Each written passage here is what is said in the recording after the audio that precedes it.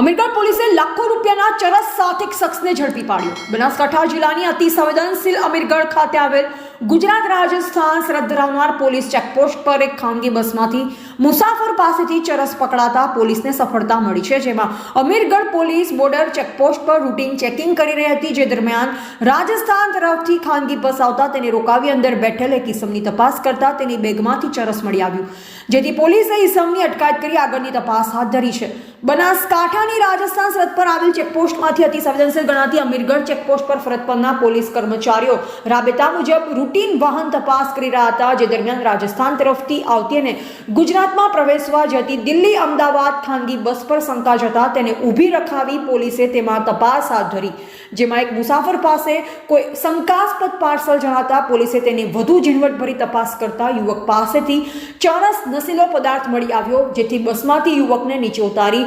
પકડાયેલ ચરસને પોલીસે પોતાના કબજામાં લઈ ચરસ સાથે ઝડપાયેલ ઈસમની પોલીસ દ્વારા પૂછપરછ કરવામાં આવી। પોલીસ દ્વારા પકડાયેલ ચરસ 870 ગ્રામ, જેની કિંમત